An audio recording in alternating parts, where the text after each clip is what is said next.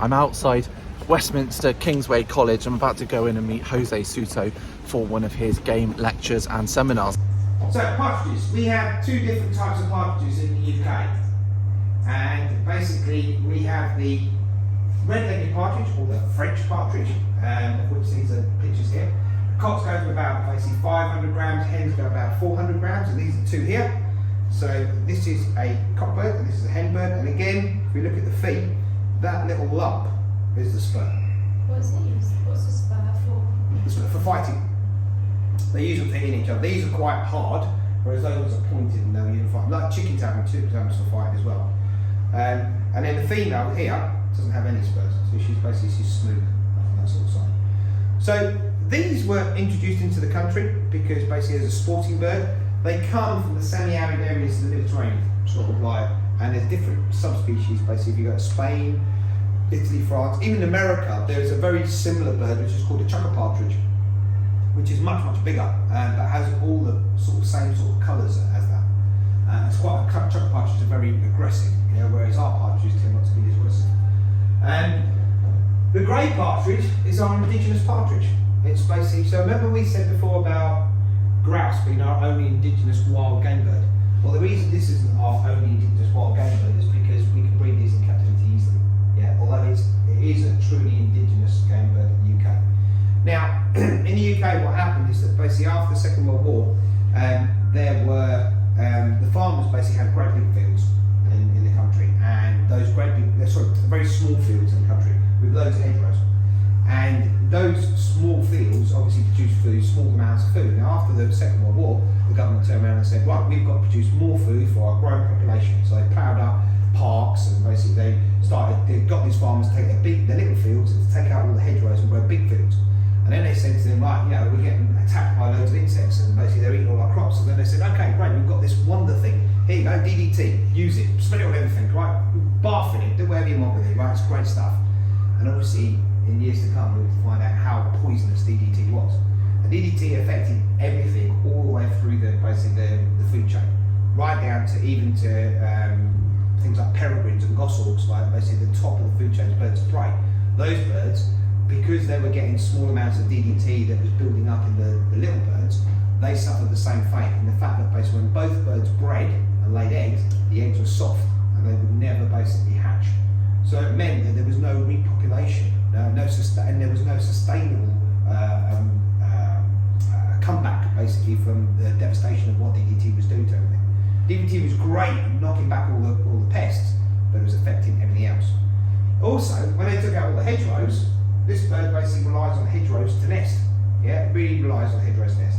And in captivity, it's a lot more difficult to breed than the redlegs. The redlegs are really easy to breed, right? And you put them out, and they'll do well. And even when they go out into the wild, they'll breed in the wild naturally. These are more finicky. Yeah, they're more finicky. But they're a lovely bird because they'll do things like, if you've got a load of grey partridges, young chicks, and if you have a pair that have not laid any eggs, they call a barren pair, and if you take the chicks, like 10, 15 of these chicks, and you let them go near to where these birds are, they take them over, and they look after them, and they foster them, yeah, and they'll bring them up as their own. Yeah, so incredible little bird, and they are lovely, and they're lovely to hear out in the countryside. Birds, and slowly, as the shooting community went on, they bred a lot more redlegs than they bred basically English. But now, as time's gone on, we're starting to see an uptake in the English. Yeah? More people are starting to put English out. English is starting to do better. Obviously, we're not using the chemicals we were. They don't still have all the habitat they had before, but they've got better habitat to have than they had before, because now, with modern farming techniques, we're starting to leave areas of the farms fallow. We're starting to leave margins, which grassy margins for them to breed in. Yeah, so these birds are starting to come back. In places like Norfolk, you tend to see a lot of these birds basically sort of coming back into them. The red-legged partridge is also sometimes known as the French partridge, and the reason they're known as French partridge is because during the Napoleonic Wars, when the English were battling with the French and they were chasing basically the French through France, as the English were walking through the fields, they saw these little birds running away and they had red legs, so they called them Frenchmen, because the French people, the soldiers, also had red tunics and red trousers. Okay, so that's why they're known as Frenchmen or French partridge as well. Although they don't all excessively all come from France, they come from all over the place. Weight-wise, the greys are smaller, than the cocks. Flavour-wise, the greys are nicer than the red-legs, but I don't use them. And the reason I don't use them is because I don't consider them to be at sustainable levels yet for us to be able to take a natural harvest of greys. Yeah, so unless I was in Norfolk and I had a little restaurant in Norfolk, then yeah, I'd use them, no problem. But for me to be here in the middle of London and to have basically, I mean, normally I've got 35 chefs here and me telling them how good they are, all I want to do is make it worse, yeah, and make it even more unsustainable. So what I say to people is at the moment, we use these, they're brilliant, they're really good, they're just really, really nice. The others are better, but at the moment, as chefs, we need to think about the sustainability side and ensure that basically we've got sustainable numbers for later. So we use these until those become available, and that's why we sort of tend to stay away from them. Characteristics, basically, with the red legs, they've got short, thin legs, basically, in their red, obviously, and the greys basically have grey legs, right, and they're much thinner. Colours, big differentiating colours, yeah, massive difference. I mean, you can see from the stripes and the flecks on the body, yeah, brown, sort of a caramel brown colour on the back, caramel brown on the front with a slight grey breast. And this one here, basically all the flecks, and the back of it is basically, it allows the animal to basically hide really well on open ground. And it's normally got an orange heart just there and orange faces. That's a male there with the orange face. The females don't have as a deep orange colour in the face. Grouse. Now I haven't got any grouse here. Obviously grouse, the only grouse that we'll use here in the UK will be red grouse, or we'll use as chefs. And that's because the numbers, we get the numbers of red grouse. You will not use things like ptarmigan unless you're right up in Highlands of Scotland. Ptarmigan basically are very few and far between, and they are a grouse. Grouse they do really well high up, and we're talking 2,000 metres above sea level. They live on this stuff here, which is called heather. Heather is a very woody plant. Yeah, it basically has the nutritional value of astroturf. Yeah, it doesn't. It's got no nutrients in it. But grouse have done phenomenally well living on it. They live at really high altitudes, very cold, and they eat this rubbish, right? And they still do well. And the other thing that basically eats it is things like the blue hare. Blue hare eats the same sort of stuff. They have an indicative flavour of their own. I love grouse, absolutely love grouse. And it's a delicious, meaty, it's quite a strong flavour, but it's a meaty flavour. And if anybody cooks them, I don't like them hung, I like them basically fresh, and I basically just like them roasted. Sometimes I'll pan fry the breasts. I did a little dish a while back where I did an orzo pasta, and I made a stock made out of the grouse legs and everything, and then I flaked all the grouse legs and then wild mushroom cream sauce, which I then basically folded into the orzo pasta.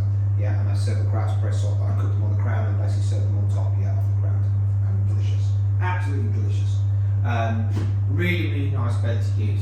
Lots of work is done on looking after the land with grouse, as opposed to basically the work of hatching the eggs and all that sort of stuff. So basically, when you've got grouse or more, what you've got to do is ensure that you've got three things. Food, which is basically the heather, and the heather has to be nice short heather and sort of like really young heather.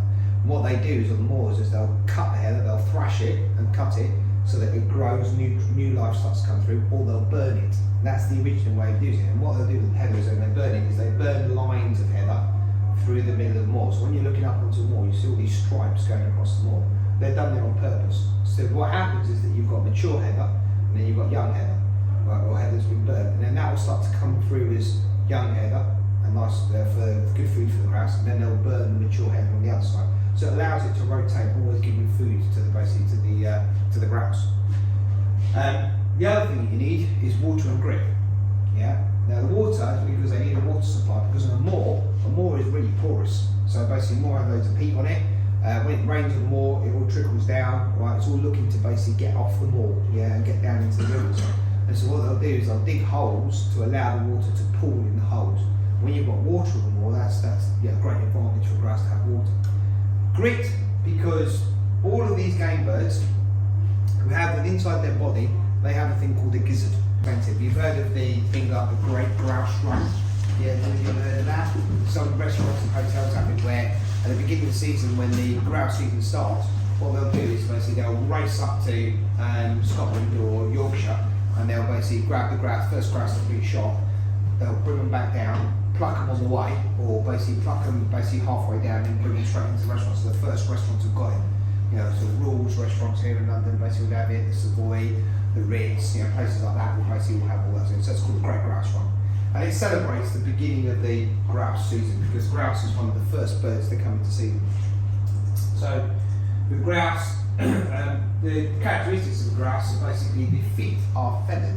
Yeah, they're basically feathers all the way down to the toes. And for two reasons. One is basically it keeps the feet insulated when they're up in the snow and walking around in the snow all the time it's cold. And the other thing as well is basically because of the feathers basically spread the weight of the bird as it's walking. So if you go up on the snow where there's grouse, you'll see that there's very, very small indentations, a pitter-patter in the top of the snow because they don't go through it. Whereas something like a pheasant or a partridge, their feet go straight in because there's nothing to stop that. So it acts like snowshoes. Yeah, so that's the reason why.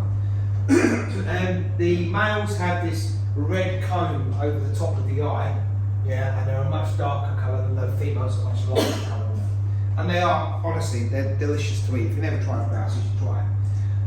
The season for grouse basically just finishes the 1st of December. So it starts the 12th, glorious 12th, the 12th of August, and it finishes the 1st of December. So it's the first bird to come in and the first bird to go out.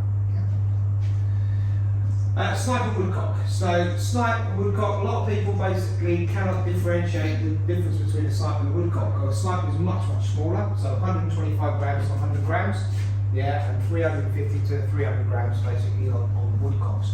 Snipe come into season the same time as the grouse, yeah, so it's the 12th of August, and they go out later, so they go out basically 31st of Jan, and then woodcock come in the 1st of October through to the 31st of Jan. This is a woodcock.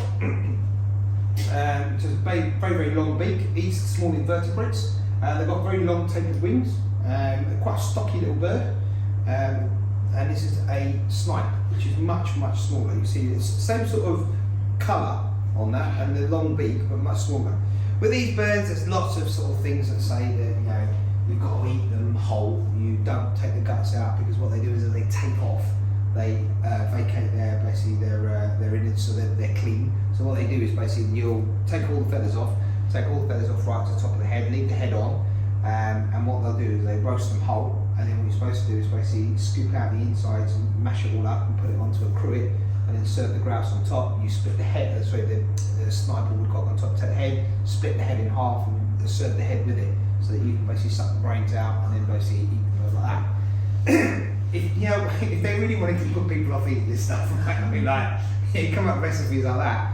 So, although that's a classical way, a lot of that has been lost in translation, because what you'll find is that if you read a recipe, especially sort of the more modern recipes, they'll tell you to do that. But one of the most important things that they forget to tell you to do is that when you do them, the first thing you do is basically just here, where the leg is, where the soft part is here, you make an incision and you pull the gizzard out, because it's full of grit. Because otherwise, when you take it out to mash it up and put it on the finger, you'll be eating loads of stones, yeah, because there's grit inside them. So you take the gizzard out, and it's like a pea-shaped little thing, and you just cut it off. And if you're going to do that, the traditional way, you do it that way. I've gutted them and just pan-fried them and basically, run them through the oven for 3 minutes and basically eat them like that. They're delicious. I mean, they are really nice to eat. Yeah, both of them. It's very dark meat, really, really dark meat. You're probably going to get one portion out of each one. Yeah, there's no more. That's going to be a starter portion, and that'll probably be a main course portion, not one. You won't get 2 portions out of it. If you're going to do 2 portions, they're going to give very small starter portions. Yeah, like that. But it's quite dark meat. It's very, very nice to eat. So characteristics, very thin, long legs, whereas the woodcock basically sort of a pinkier coloured leg, yeah, a slightly sort of a pinky coloured leg with sort of, the toes are longer, but in actual fact the size of the bird they're not. Colour wise, they're very similar in colour. They've got this sort of dull brown cream colour, yeah, and with the woodcock is very similar to it as well. They look very, very similar, although the size difference is massive. I mean, as you can see from the difference in there, a lot of people do confuse them, but there's a big difference in them. You won't see these a lot on menus. They're quite expensive. I mean, I think woodcock, about a year ago, woodcock was fetching about £9.50 each before you'd done anything to it. So obviously once you start working with it and you've got to then basically put price on top of it, you're talking about a £25–30 basically starter, yeah, on these things. So it's quite an expensive bird. So next, duck species, right? So we've got basically the first one, which is mallard. Mallard basically 1st of September through to the 20th of February. That's on the foreshore, and in on the inland it's basically until the 31st of Jan. Now foreshore means that on the marshes. So these are the marshes that basically on the edges, the estuaries, yeah, where the ducks basically will congregate, yeah, at certain times of the year. And there in the marshes, basically there are different ways of basically getting ducks. So you've got things like punt guns. Punt gun is basically like a long canoe with like a cannon on the end of it, and what you do is basically sits very, very low in the water. And these basically, it's an old way of hunting where they would paddle up and get very, very close to basically a whole collection of ducks that would be sitting out in the water, and they would fire a load of shot at them, right, and they'd kill sort of like 20, 30 in one go. It was a way of harvesting food, yeah. So back in the days when Georgian times, there would be farmers that would farm all around the fenlands, and during the winter times it was quite bleak, they didn't have a lot of food or anything like that, so what they would do is they would go out on the foreshore and they would harvest wildfowl, and then they would take them to market and they would sell the actual the ducks and the geese and everything else at market. So there's a slightly different dates for basically the foreshore, so it makes extends the season slightly longer. Weight wise, basically 1.25 kilos for drakes, which are the males, which are these ones here, and then the hen's about 1 kilo. So these are the normal mallard here. That's a drake, which basically has the green head. They don't contain as much fat as basically a commercially produced duck. No way as much fat. The skin is much thinner. What I have got is loads of feathers. I mean, they're really thick in the feather here. And they've got not only a layer of feathers on the outside, but when you pull the feathers back, there's a down which sits underneath it, which is sort of like a sort of cotton wool, which basically covers the end of the duck. So they're really well insulated, to the point where sometimes when they're flying, if they're flying really hard at you, when you're firing shotgun cartridges at them, they can actually bounce off and just carry on flying. Okay, they've got very, very long tapered wings. They've got the ability of very quick, fast flight. They don't look like they're moving fast, but they do. One of the ways of basically telling the age of the ducks is basically if you take them and you can tear that easily, it basically means that it's a young duck. The pliability of the beak as well basically tells you it's a young duck, yeah, and the pliability of the breastbone, like you would in poultry. Yeah, we'll tell you that. This is a hen bird. The hen bird basically slightly different. The drabber colour, yeah, and you've still got that blue stripe on the wing, yeah, but she's sort of much browner than the male, than the drake. Sometimes you will get ones that are bigger, and they've got sort of an odd sort of white coloration on them. That's because they're bred with domesticated ducks. That's the only reason why they're going to be a lot bigger than that. We've got characteristics on them. Obviously, they're all known as basically wildfowl. Wildfowl will contain basically the webbed feet. The drake has basically the dark green head with the purple and on the breast, and then basically the head basically is that brown colour, and then she has that blue stripe, yeah, the same as the male. Miscellaneous, basically we've got quail, pigeon and guinea fowl, which we spoke about before. So all of these basically